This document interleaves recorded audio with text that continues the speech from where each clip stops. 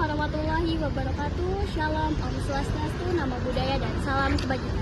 Kami mahasiswa dari Universitas 17 Agustus 1945 Samarinda, Fakultas Ekonomi dan Bisnis, Prodi Akuntansi semester 1. Video ini dibuat untuk menyelesaikan salah satu tugas kelompok dalam mata kuliah Pendidikan Pancasila dengan dosen pengampu Bapak Friendly Albertus Esos, MA.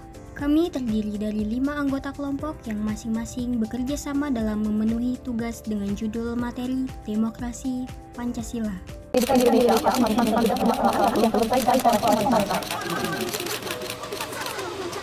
Kami dari kelompok 6 beranggotakan Novi Fitriana dengan NPM 2411100134081010, Rafa Aurelia Leonita dengan NPM 24111013408011, Mutiara dengan NPM 2411100134081034, Julius Anye dengan NPM 24111013408049, Jonathan R. Siagian dengan NPM 24111013408055.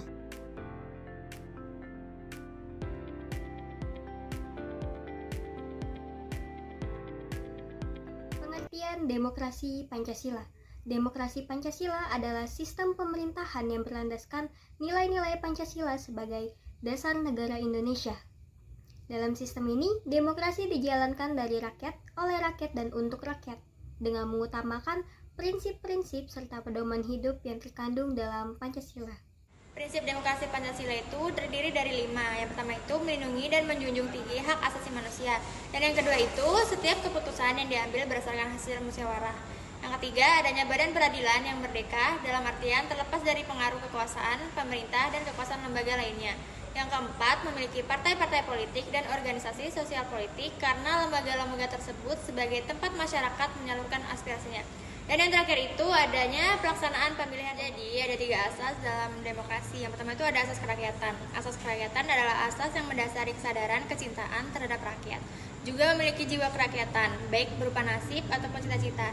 Yang kedua itu ada asas musyawarah. Asas musyawarah merupakan asas yang menghimpun suara dan kehendak rakyat dalam kelompok musyawarah.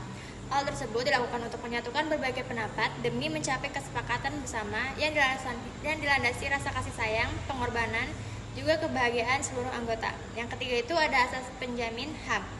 Negara yang berdasar demokrasi Pancasila sangat menghormati hak asasi manusia setiap anggota masyarakat, dipandang sama status sosialnya, dalam artian tidak dibeda-bedakan. Tujuannya, pertama, memudahkan pengambilan keputusan dalam menyelesaikan masalah berdasarkan asas demokrasi Pancasila.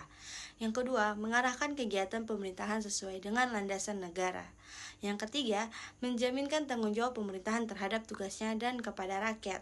Yang keempat, menekankan kepatuhan terhadap perundang-undangan sesuai aturan yang berlaku. Dan yang terakhir, yang kelima, mendorong partisipasi warga negara dalam kehidupan bernegara termasuk menggunakan hak pilihan dalam pemilu. Pancasila dan demokrasi Pancasila memiliki hubungan erat dalam pemerintahan dan kehidupan berbangsa di Indonesia. Pancasila sebagai dasar negara terdiri dari 5 sila. 1. Ketuhanan yang Maha Esa, mengakui Tuhan dan menjunjung tinggi nilai-nilai agama. Kedua, kemanusiaan yang adil dan beradab, menghormati hak asasi manusia dan martabat individu. Ketiga, persatuan Indonesia, mengutamakan kesatuan di tengah keberagaman bangsa. Keempat, kerakyatan yang dipimpin oleh hikmat kebijaksanaan dalam permusyawaratan perwakilan, menekankan musyawarah untuk mufakat dalam pengambilan keputusan. Kelima, keadilan sosial bagi seluruh rakyat Indonesia, menjamin keadilan dan kesejahteraan rakyat. Demokrasi Pancasila menerapkan nilai-nilai di dalam sistem demokrasi, mengedepankan musyawarah, keadilan, dan persatuan. Melalui penerapan Pancasila, demokrasi diharapkan mampu mewujudkan masyarakat di Indonesia yang bersatu. Demokrasi Indonesia. 1. Demokrasi parlementer tahun 1945 sampai 1959. Indonesia menganut sistem parlementer setelah merdeka.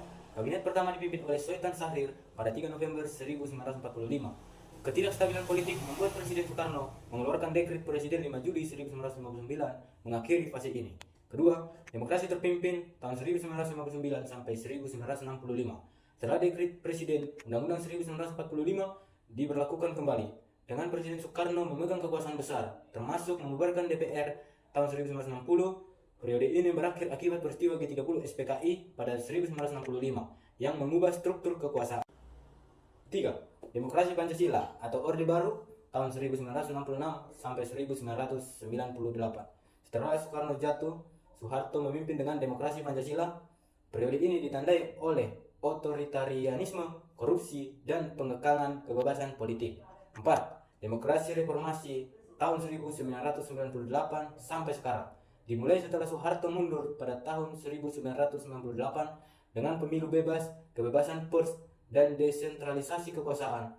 Fokus utama adalah penguatan demokrasi dan perlindungan hak asasi manusia. Hakikat dan mana perkembangan demokrasi di Indonesia. Yang pertama, demokrasi Pancasila mencakup baik bentuk maupun isi. Yang kedua, demokrasi Pancasila tidak ada pemisahan kekuasaan, melainkan dibagi menjadi 3 kekuasaan. Yang pertama eksekutif, legislatif, dan yudikatif. Yang ketiga, demokrasi Pancasila di bidang ekonomi tercermin dalam pasal 33 Undang-Undang Dasar 1945. Yang keempat, di bidang pertahanan negara tercermin dalam pasal 30 Undang-Undang Dasar 1945. Pancasila adalah sistem pemerintahan Indonesia yang berlandaskan nilai-nilai Pancasila, menekankan prinsip dari rakyat oleh rakyat untuk rakyat. Sistem ini mengutamakan musyawarah, menjunjung hak asasi manusia atau HAM, memiliki peradilan yang independen, partai politik sebagai wadah aspirasi, dan pemilu berlandaskan Pancasila. Demokrasi ini berakar pada asas kerakyatan, musyawarah, dan penjaminan HAM yang bertujuan memudahkan pengambilan keputusan, menjaminkan tanggung jawab pemerintahan, dan mendorong partisipasi warga negara. Nilai-nilai Pancasila seperti ketuhanan, kemanusiaan, persatuan, kerakyatan, dan keadilan sosial menjadi landasan dalam pelaksanaannya. Perkembangan meliputi era demokrasi parlementer pada tahun 1945 hingga 1959, demokrasi terpimpin pada tahun 1959 hingga 1965.